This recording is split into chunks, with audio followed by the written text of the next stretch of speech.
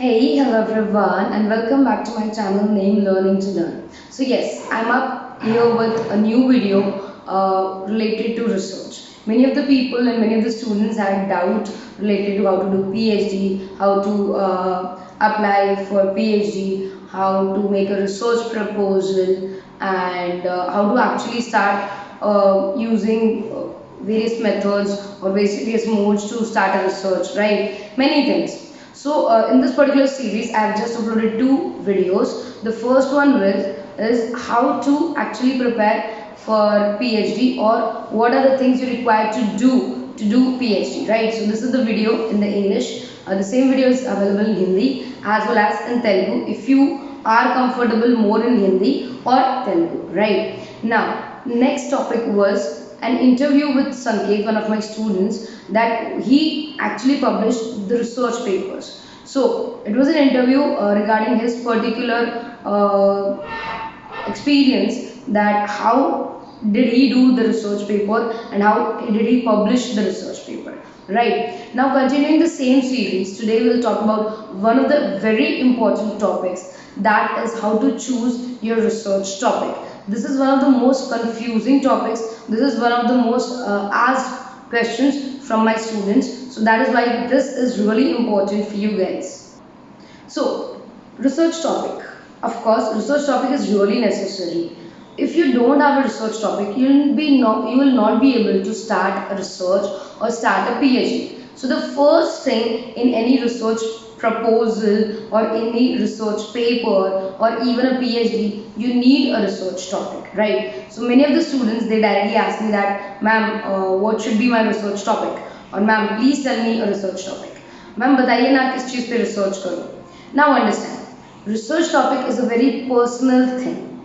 It should not be something that I recommend you and you're going to do that the same. No, right? It should be something very personal. Why? There are certain reasons for this. The first reason you should choose a research topic, not because your guide said so, not because I said so, or any of your teachers said so. That should be on your interest area. A simple example, suppose if you are from a science background and if I give you a topic of research, that do research in banking sectors, that how digitalization of banking has impacted many lives. But you are from the science stream, you don't know about banking, you don't know how bank works, you don't know how digitalization works, right? You might be just aware about using certain things in the banking, like doing online transactions, transferring money, sending money to someone else, using an ATM card, debit card, credit card, that's it. But you exactly don't know the whole procedure. You might don't know the functioning of the banks. So this is not the topic for you. Come on, you have a total different stream, and banking is a total different stream. You cannot expect to go into a new field or a new area and then start research, because you need to have certain background study in that particular topic, right? So the first thing you need to know is the research should be related to your masters, your or you can say your graduation, that you have actually understood the subject, you know what subject is, that is related to your field of study, that you have already known, you know the depth or the concept of that particular subject. So this is really important. If you choose any of the topic out of your stream, it will be really difficult for you. So first of all, choose something in your stream that limits the scope. Okay, this was the first thing. Second, now suppose if I use the word commerce. So commerce is a very large word. It has various things like sale, purchase, trading activities, imports, exports, human resource management, marketing management, financial management, banking, etc. We have n number of topics. So after choosing your stream, the first thing you should choose is your subject. You should choose a particular topic or at least a subject, right? And it should be very, very particular, crisp, to the point. It should not be ambiguous, it should not be subjective, it should not be, you can say, a very general topic. No, it should be a very specific topic first. So how to actually find the specific topic which I want to research? So see, finding a research topic is a process itself.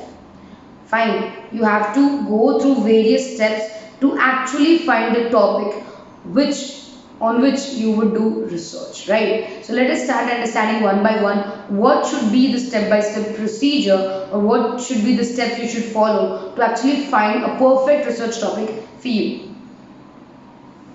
So the first point in this topic, or in this research finding process, would be current affairs. You should be very aware about the current things going on in your life, in India, outside India, all over the world, right? And how it impacts your stream. For example, commerce. So how COVID-19 situation is impacting commerce, commercial industries, exports, imports, etc. So that is something very current that is impacting, that has, you can say, an impact in India, in world, in various businesses, right? So you need to understand that this is the current topic, this is the hot topic, and many of the people might not have research.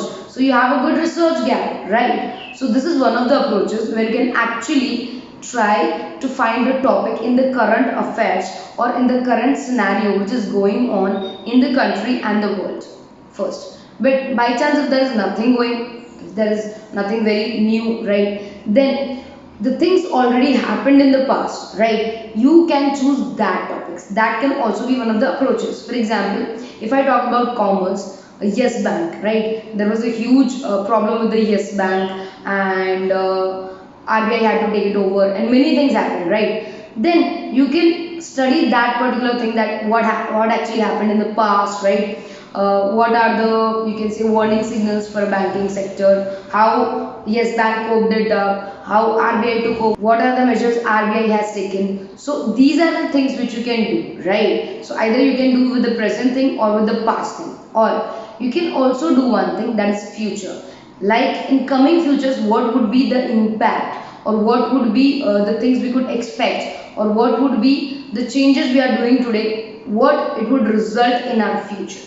So of course, any topic you choose, it has three things: past, present and future. Choose any of those. The most probable and the most best is present, because you will get a good research gap. But the things or the events which have actually happened in the past, many of the researchers and many of the people who are actually doing PhD, they might have completed the research there, right? So it might, there is no research gap, there is nothing left to find new, everything is already done there, right? So that might be a case. But in current affairs, that the research gap, the chance of having a research gap literally increases, right? So this is the first thing you need to do. You need to understand a particular, any topic, any general topic you have in mind, and try to study what is happening right now, what has happened in the previous years, or in the past, or what will be what will be happening in the future, right? So this will actually help you to understand what is the direction of your research, where are you going to do your research further, right? So first you should understand your topic, and then the stage where it is. After that, the next thing, you have to do detailed literature survey. What do you mean by literature survey? You need to understand that that particular topic has been discussed in the previous years, or has been researched by certain scholars, by certain students, by certain PhD aspirants, right? Have these topics been researched in the past? Have somebody published a research paper on this? Have somebody published a thesis on this, right? And if yes, what findings did they get, or what conclusions did they make?